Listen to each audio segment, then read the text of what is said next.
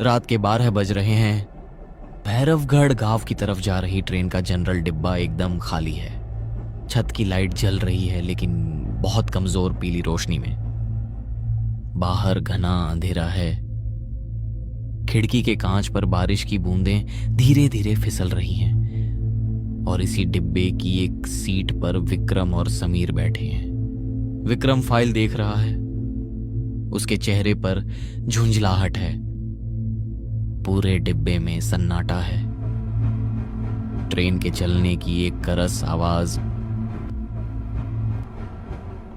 और कभी कभी सीटी की लंबी डरावनी गूंज। अचानक ट्रेन के सन्नाटे में समीर का मोबाइल बज उठता है। वह चौंक कर जेब से फोन निकालता है। स्क्रीन पर नाम चमक रहा था, HB साहब। नेटवर्क की बस 1-2 लकीरें थीं, जैसे कॉल अभी टूट ही जाएगी। समीर कॉल उठा लेता है। Hello sir. हाँ, हम बस पहुंचने ही वाले हैं। लेकिन सर, ये कैसी जगह भेज दिया है आपने? मैप पर तो ये गांव दिखता भी नहीं है। हाँ, इसीलिए तुम्हें कॉल किया है। समीर, गांव में जाकर फाइल साइन करो और दोनों सुबह वापस आ जाओ। मुझे अभी पता चला वो गांव कुछ ठीक नहीं है। समीर कहता है। हेलो सर, आवाज कट रही है। मुझे कुछ सुनाई नहीं दे रहा है। कल बात करते हैं। ऐसा कहकर समीर कॉल काट देता है।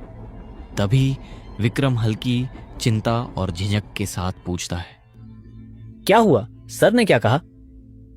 समीर सिर हिलाते हुए थोड़ा गुस्से में जवाब देता है, कुछ नहीं, बस आवाज कट गई। यहाँ नेटवर्क सही से काम ही नहीं कर रहा। तभी विक्रम बैग में फाइल रखते हुए झुंझला कर बोला, हद है यार। प्रमोशन के लिए लोग शहर भेजे जाते हैं और हमें इस जंगल जैसे गांव में भेज दिया गया है। विक्रम ने धीरे से बैग को गोद में टिकाया और फाइल पर हाथ फेरते हुए, हम ग्राम विकास अधिकारी हैं। यहाँ विकास किसका करेंगे? इस जंगल का। तभी ट्रेन के डिब्बे में अचानक गहरी खामोशी छा जाती है। पहियों की खड़खड़ाहट अब पहले से ज्यादा तेज और पास से आती लगती है, जैसे अंधेरे में कोई उनकी हर हरकत देख रहा हो। तभी डिब्बे के आखिरी छोर से एक आकृति धीरे धीरे नजर आती है, जो एक टीटी था, लेकिन कुछ भी सामान्य नहीं था। उसका कोट पुराना था, चेहरा टोपी के साए में आधा छिपा था। वह धीरे धीरे किसी जल्दी के बिना समीर के पास आता है, हाथ में रजिस्टर और पेन लिए हुए। तभी समीर टिकट दिखाते हुए कहता है, ये लीजिए सर, भैरवगढ़ स्टेशन आने वाला है ना? टीटी बिना टिकट देखे कहता है। भैरवगढ़ के लिए कोई टिकट नहीं लेता। विक्रम पूछता है। मतलब? टीटी दोनों के करीब झुककर फुसफुसाते हुए कहता है, उस स्टेशन पर ट्रेन रुकती नहीं है, रोकी जाती है। अक्सर वहां हादसे होते रहते हैं।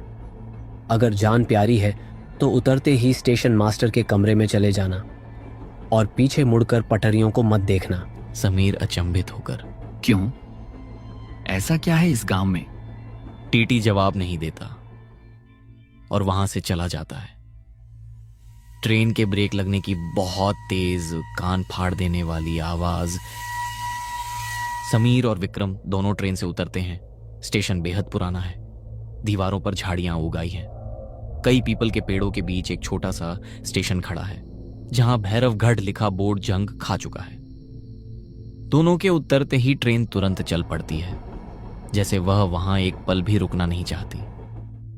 स्टेशन पर कुत्ते के रोने की आवाज गूंज रही है। कोई इंसान नहीं है, सिर्फ घना कोहरा और झींगुरों की तेज आवाज है। विक्रम और समीर स्टेशन मास्टर के केबिन की तरफ जाते हैं। खिड़की पर एक लाल टेन टंगी है। अंदर एक बहुत बूढ़ा स्टेशन मास्टर बैठा है, जो रजिस्टर में कुछ लिख रहा है। तभी समीर कहता है, सुनिए काका, हम इस गांव के नए अधिकारी हैं। गांव जाने का रास्ता कहां से है? बूढ़ा धीरे से सिर उठाता है। उसकी एक आंख पत्थर की है, पूरी सफेद।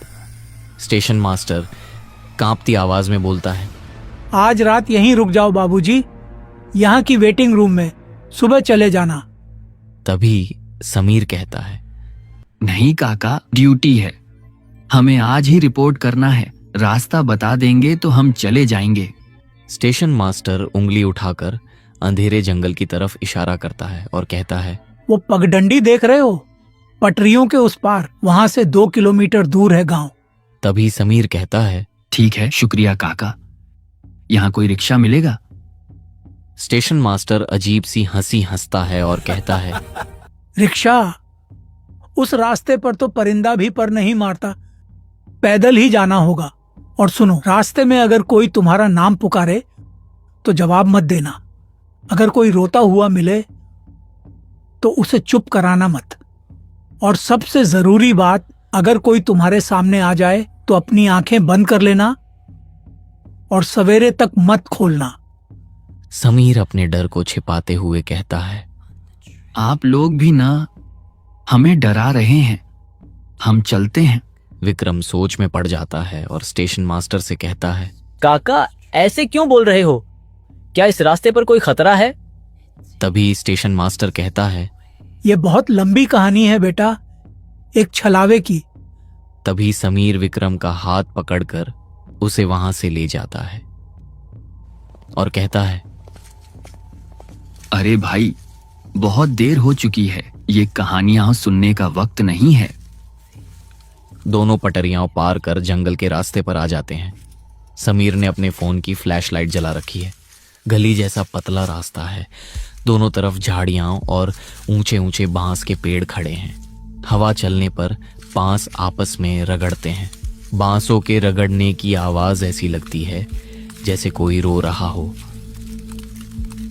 समीर और विक्रम तेज कदमों से चल रहे हैं। अचानक उन्हें महसूस होता है कि उनके कदमों की आवाज के अलावा भी एक तीसरी टाप सुनाई दे रही है। समीर पलटकर फ्लैशलाइट मारता है।